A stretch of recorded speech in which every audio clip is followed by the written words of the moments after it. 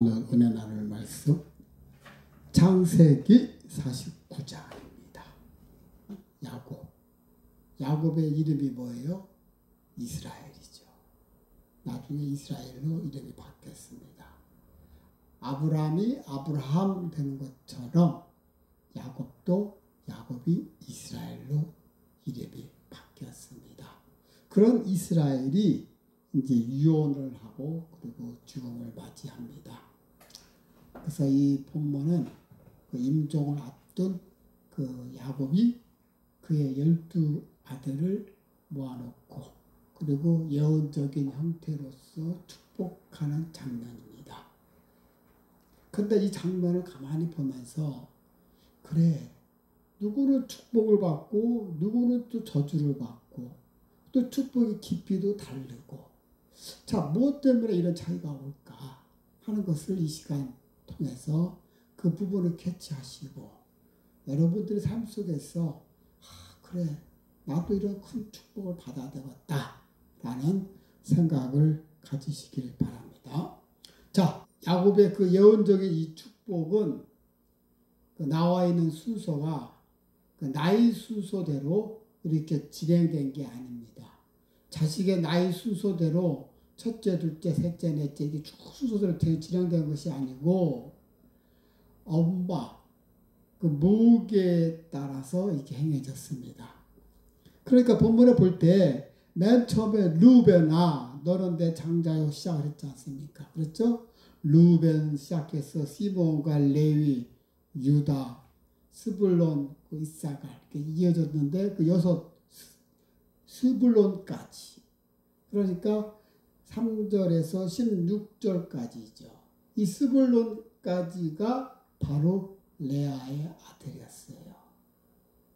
그리고 이어서 16절서부터 단, 갓, 아셀, 납달리 이 4명은 두 척 비라와 실바의 아들들이었습니다.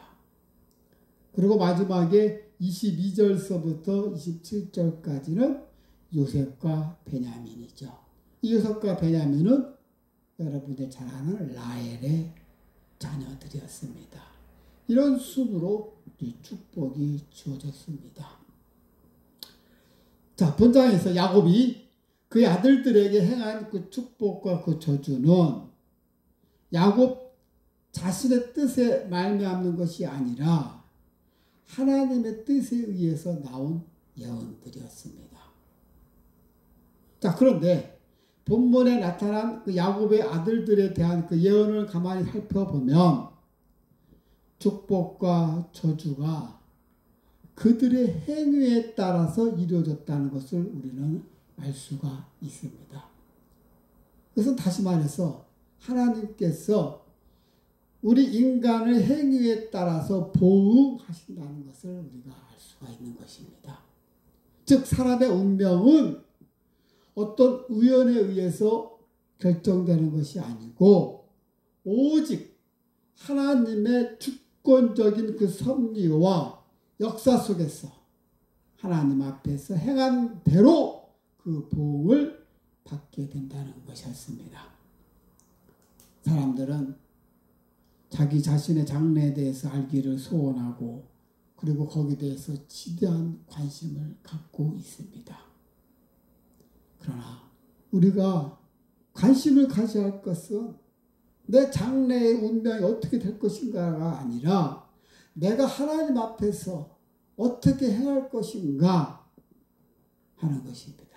왜냐하면 우리 인생의 길을 계획하시고 그리고 인도하시는 하나님께서 우리의 장래 운명을 갖고 계시기 때문에 그러니까 하나님께 우리의 장래 운명이 달려있기 때문인 것입니다. 그래서 우리는 우리 인생의 길을 계획하시고 인도하시는 그 하나님 앞에서 우리가 어떻게 행할 것인가 거기에 여러분이 포커스를 잡아야 된다는 것입니다. 성도 여러분, 여러분은 과연 하나님을 기쁘시게 하는 삶을 살고 있습니까?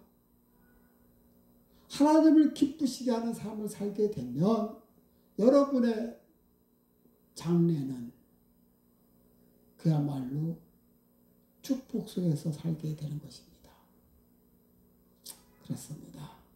만약 여러분 삶 속에서 하나님을 기쁘게 하지 않는다면 그렇다면 그것은 어떻게 될까요? 참 끔찍한 일이죠. 그렇습니다. 여러분이 정말 하나님을 기쁘시게 하는 삶을 살고 있다면 그렇다면 여러분 앞날에 대해서 걱정할 필요가 없어요. 하나님께서 선하고 축복된 길로 여러분을 인도하시기 때문인 것입니다. 믿습니까? 바로 그렇게 된다는 거예요. 근데 여러분들이 하나님을 기쁘시게 하지 않고 있다 한다면 빨리 그 길을 돌이켜서 회개하고 나가야 됩니다.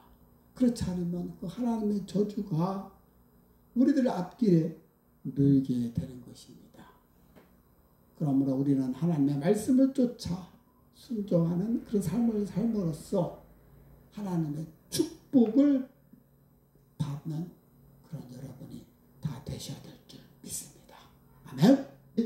49장 1절 1절에서 야곱이 그 아들들을 불러 이르되 너희는 모이라. 자, 지금 야곱이 이제 예언을 좀 하려고 하고 있는 중이에요. 그런데 바로 그 전장에서는 어떤 일이 있었냐면 여기서 와우라는 계속법 전치사를 샀는데 야곱이 바로 전장에서 그 에브라임과 므낫세 자기 손자들에 대한 축복을 마치자마자 그 다음에 바로 아들들을 불러 소집을 한 겁니다. 바로 이어서 아들들에 대한 그 예언을 시작했다는 것입니다. 이처럼 본문은 육체적으로는 비록 죽음을 눈앞에 두고 있는 쇠약한 그런 야곱이었지만 언약의 계승자로서 자신에게 주어진 그 마지막 그 직무를 수행하는 그런 야곱의 모습을 우리가 볼 수 있는 것입니다. 우리 역시 자신의 처지나 외부적 어떤 환경을 탓하지 말고 때는 얻으나 얻지 못하나 항상 하나님의 일을 최우선으로 생각하는 그런 야곱과 같은 그런 영적인 열심을 가져야 할 줄 믿습니다. 자, 이어서 너희가 후일에 당할 일을 내가 너희에게 이루리라. 그렇죠? 그래서 예언하는 것입니다. 다음에 이제 2절 너희는 모여 들으라 야곱의 아들들아.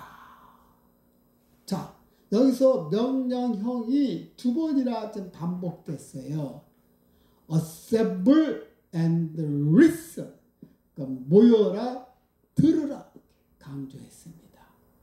이렇게 두 번 반복될 때는 그 강조점이 뒤에 있습니다.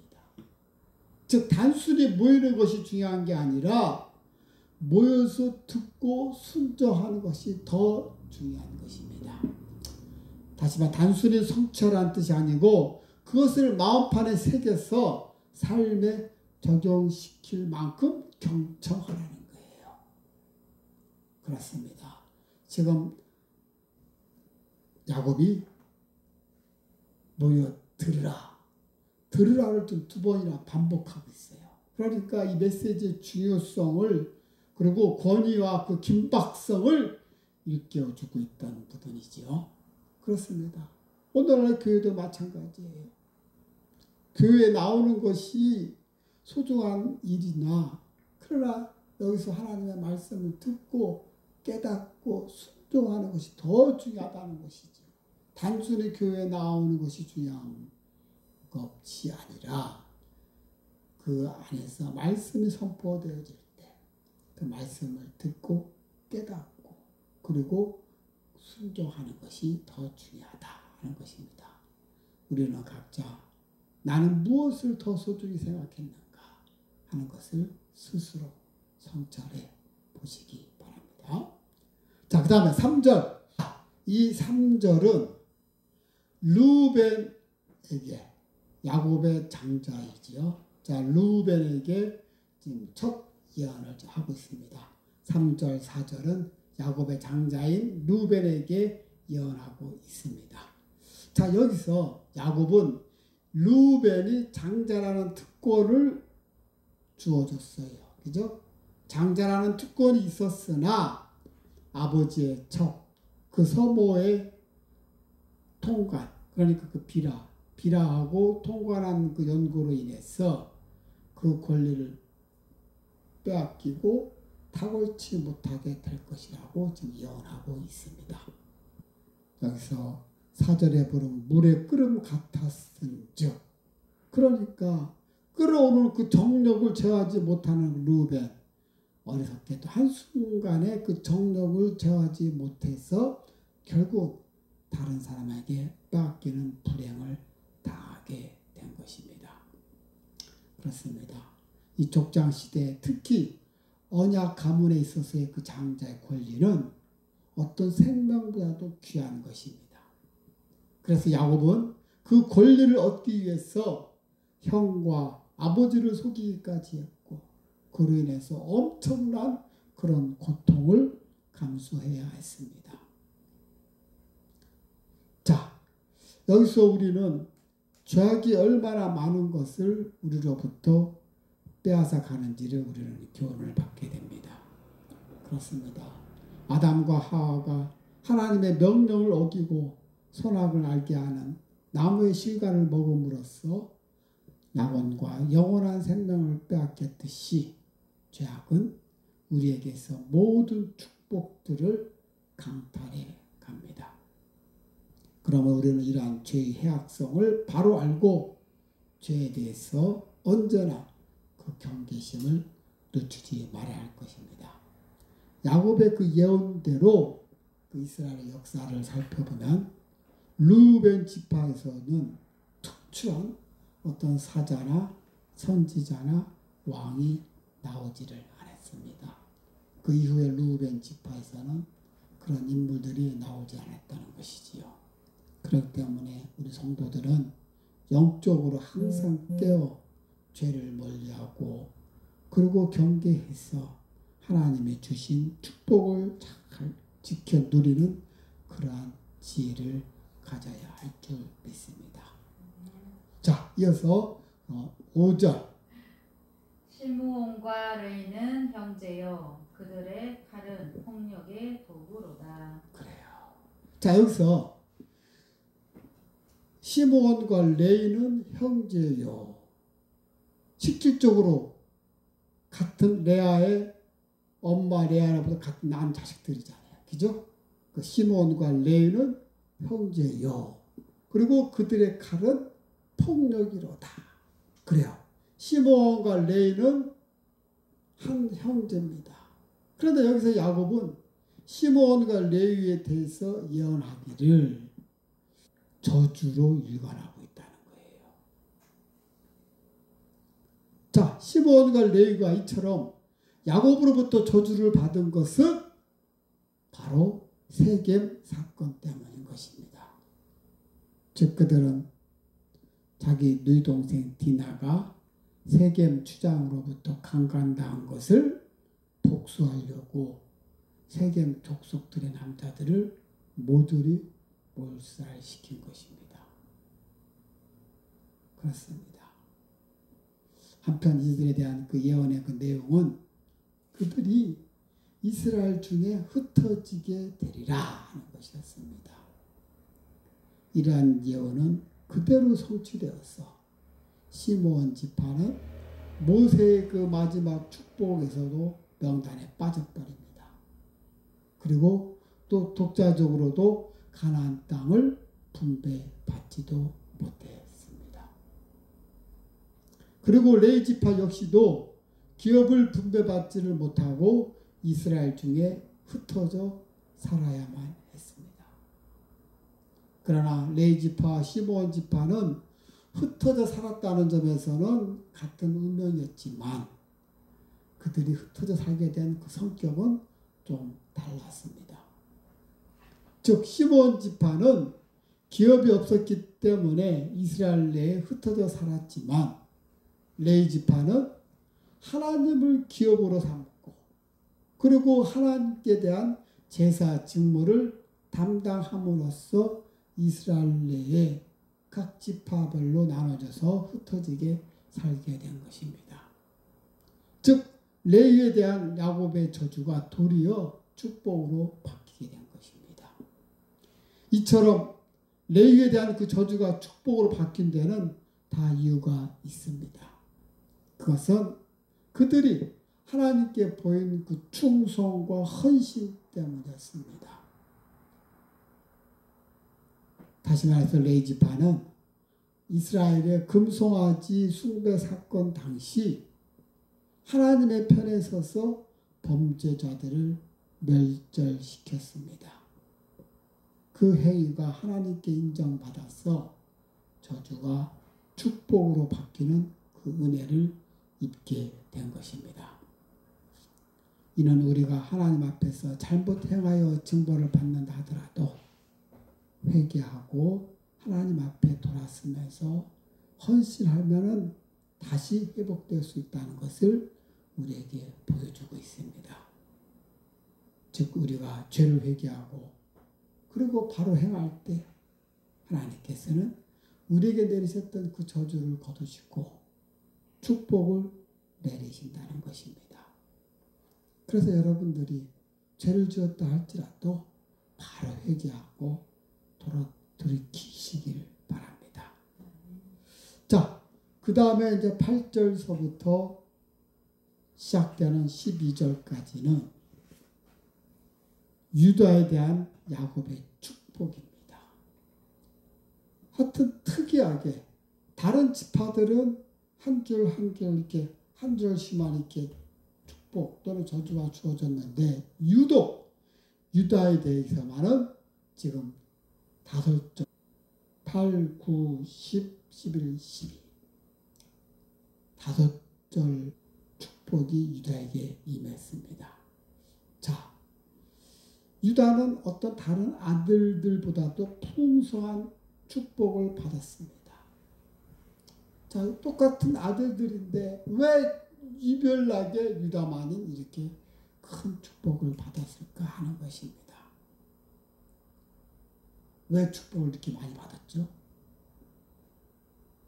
그런데 유다가 이렇게 큰 축복을 받은 것은 결코 우연한 일이 아닙니다.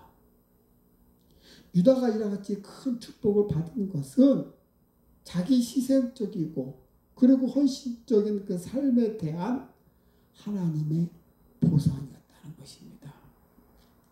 그런 결정적인 순간마다 희생적이고 헌신적인 태도로서 가족을 위기에서 구하고 하나님의 구속사에서 중요한 역할을 수행한 것입니다.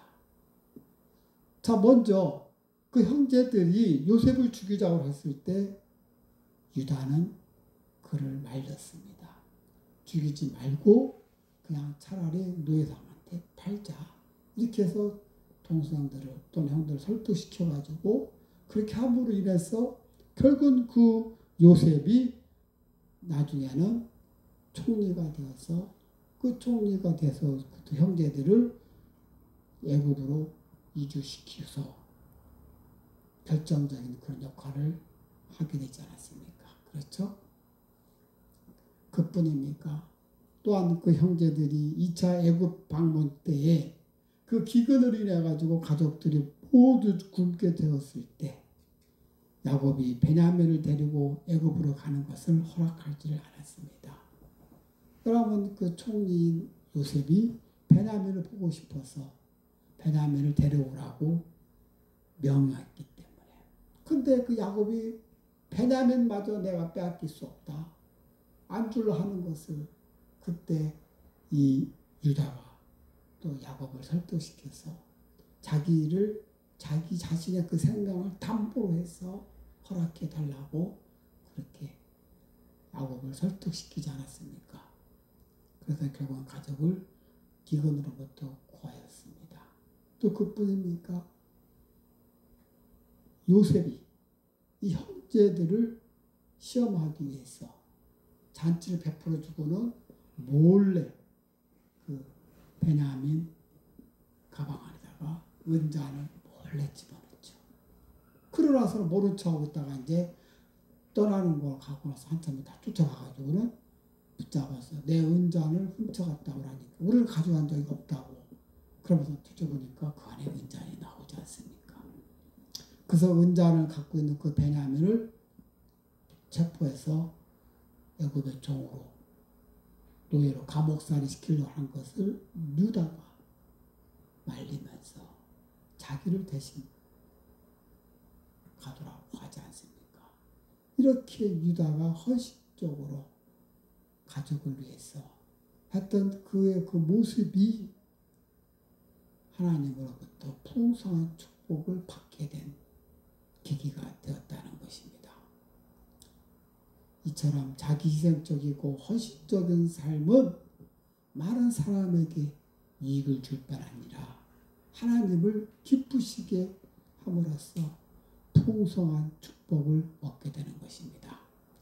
그러므로 성도 여러분, 나보다는 타인을, 개인의 유익보다는 공동체 유익을 먼저 생각해서 항상 자기희생적이고 헌신적인 삶을 살아야 하겠습니다.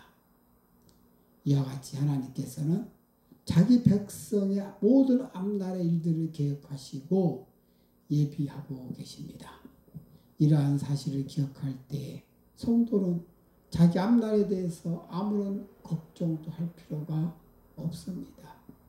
왜요? 우리 하나님께서 우리 앞길을 다 계획하시고 선한 길로 인도하시지 않습니까? 정녕 우리가 우리를 향한 하나님의 계획과 인도하심을 믿는다면, 그렇다면 여러분들은 담대함으로 그리고 적극적인 자세로 나아갈 수 있는 것입니다. 그런 하나님을 신뢰하셔야 된다는 것입니다. 믿습니까? 그렇습니다. 우리의 앞길과 우리의 모든 계획을 다 준비하신 하나님이신데 그 하나님의 뜻에 따라 하나님을 의지하고 나아갈 때 우리의 삶은 풍성한 그런 축복 속에서 살게 된다는 것입니다. 사랑하는 레바가족 여러분, 레아에게서 난 6 아들에 대한 야곱의 그 예언들이었습니다. 그런데 그 내용을 보면은 각자 다 달라요. 그 다른데 어떤 자는 축복, 어떤 자는 이 저주를 받았습니다. 그렇습니다. 이들이 처음에는 다 같은 모습으로 엄마 한 뱃 속에서 똑같이 나와 그 인생을 출발했지만 그 인생의 과정에서 어떠한 삶을 살았느냐에 따라서 완전히 다른 그런 결과를 맞게 된다는 것입니다. 그렇습니다. 여러분들은 여러분들의 그 삶을 인생의 마지막 정리를 할 때 어떤 열매를 맺은 인생을 살고 싶습니까? 축복의 열매로 살고 싶습니까? 아니면 저주의 열매로 살길 원합니까? 그것은 여러분 모두가 다 축복의 열매로 맺기를 원하실 것입니다. 그렇게 맺기를 원한다면 그것은 바로 여러분의 행위에 의해서 결정된다는 것입니다. 오늘 본문의 내용이 바로 그것입니다. 유다가 유독 이런 축복을 받은 그 이유는 그의 삶 속에서 헌신적인 모습, 그 모습, 다시 말해서 그의 행위에 따라서 복을 받게 되는 것입니다. 야곱의 두 12아들들은 그 행위에 따라서 각각 그 축복과 저주를 예언을 들었습니다. 이와 같이 우리도 마지막 때에 하나님으로부터 각각 그의 행위에 따라서 축복과 저주의 말씀을 듣게 될 것입니다. 여러분은 그때 어떤 말씀 듣기를 원하십니까? 축복의 말씀만을 듣기를 원하십니까? 그렇다면 여러분들 행위를 내 자신만이 아닌 하나님을 기쁘시게 하는 행위를 할 때 하나님으로부터 축복받는다는 것입니다. 그렇기 때문에 여러분들의 그 행위에 달려 있다는 것입니다. 여러분들의 행위가 있음을 반드시 기억하시기 바랍니다. 여러분들이 축복받기를 원한다면 내 행위에 따라서 결정된다는 것입니다. 여러분, 우리 마지막 28절 한번 보도록 하겠습니다. 28. 이들은 이스라엘 12지파 이와 같이 그들의 아버지가 그들에게 말하고 그들에게 축복하였는데 뭐라고 했습니까? 곧 그들 각 사람의 분량대로 축복하였더라. 여러분, 여기에 줄을 치시길 바랍니다. 그들 각 사람의 분량대로 축복하였더라. 야곱은 그들의 분량에 맞게 축복을 한 것입니다. 이것은 곧 하나님의 축복이 각 사람에게 분량대로 주어졌다는 것을 의미하는 것입니다. 그렇습니다. 전능하신 하나님께서는 우리의 분량을 보시고 그에게 맞게 축복을 해 주시는 것입니다. 하나님은 믿음이 적은 불량자에게는 큰 축복을 베푸시지 않는다는 것입니다. 여러분 생각해 보십시오. 조그마한 종지에다가 갖다 놓고 물을 부을 때 큰 항아리만큼 잘 물건을 아무리 부은다 한들 그거 다 담을 수가 있습니까? 종지는 종지만큼만 물을 가둘 수가 없어요. 그렇습니다. 하나님의 풍성한 축복 받기를 원하신다면, 그렇다면 내 믿음의 사이즈를 키워야 한다는 것입니다. 믿음의 사이즈를 키울 때 키운 만큼 하나님이 부어주신다는 그 원리를 늘 기억하시길 바랍니다. 여러분이 하나님의 풍성한 축복 받기를 원하십니까? 그렇다면 여러분의 믿음의 사이즈를, 믿음의 그 그릇을 크게 준비하셔야 될 줄 믿습니다. 하나님은 큰 믿음을 소유한 자에게 그런 축복을 임한다는 거예요. 그러니까 하나님은 모든 자에게 똑같이 다 복을 내려주셔요. 그런데 그 복을 받는 사이즈가 다 틀리기 때문에 누구는 많이 받고 누구는 적게 받고 그들의 문제였지, 하나님이 왜 나에게는 이렇게 축복을 조금밖에 안 주십니까? 아니에요. 하나님은 동일하게 주십니다. 하나님은 햇빛도 동일하게 모든 사람에게 똑같이 햇빛을 비추게 하지, 믿음 있는 자에게 많이 비춰주고 믿음 없는 자에게 적게 비춰주고 그게 아니거든요. 똑같이 동일하게 비춰주고, 동일한 하나님의 바로 내 씨앗의 말씀도 씨 뿌리는 농부 거기도 다 같은 내용 같습니까? 씨 뿌리는 자와 똑같아요. 그렇죠? 그런데 그 열매가 달리는 것은 그 밭이 다 다르기 때문에, 이 말은 여러분의 믿음의 사이즈가 다 다르기 때문에 믿음의 사이즈만큼의 복을 받게 되는 것입니다. 그래서 하나님의 큰 축복을 받기 위해서는 내 자신의 믿음의 그릇을 키워야 될 줄 믿습니다. 그런 큰 그릇을, 그런 믿음의 사이즈를 가짐으로 인해서 하나님께서 주시는 그 엄청난 풍성한 축복을 받을 줄 믿습니다. 그렇습니다. 여러분, 정말 큰 믿음의 사이즈를 갖는 큰 그릇을 준비하는 자가 되시기를 주님의 이름으로 축원합니다. 그러므로 인해서 하나님의 풍성한 축복이 저와 여러분에게 임하시기를 주님의 이름으로 축원합니다. 자, 기도하시겠습니다. 사랑이 많으신 아버지, 감사합니다. 오늘도 주님께서 저희들에게 동일하게 모든 이들에게 복을 주시지만 그 믿음의 사이즈에 따라서 받는 하나님의 풍성한 축복이 다르다는 것을 알게 되었습니다. 하나님, 오늘 야곱이 유다에게 이렇게 많은 복을 주었던 것처럼 항상 다른 사람에게 이익을 주고 나 자신이 아닌 공동체의 이익을 생각하는 그런 헌신적인 마음을 가진 자에게 뵙습니다.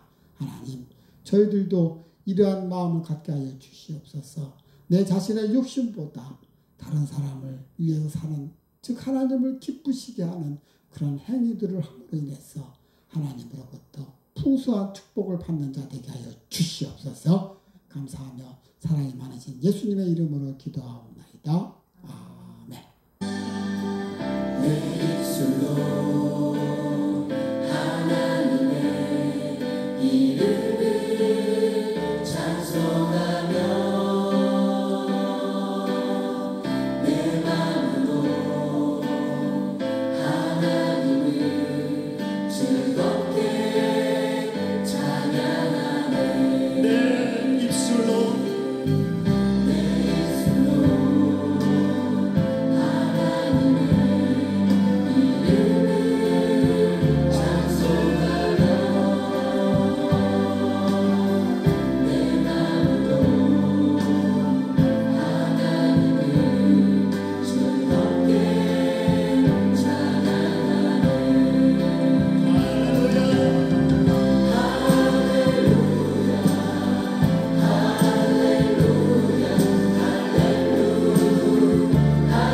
할렐루야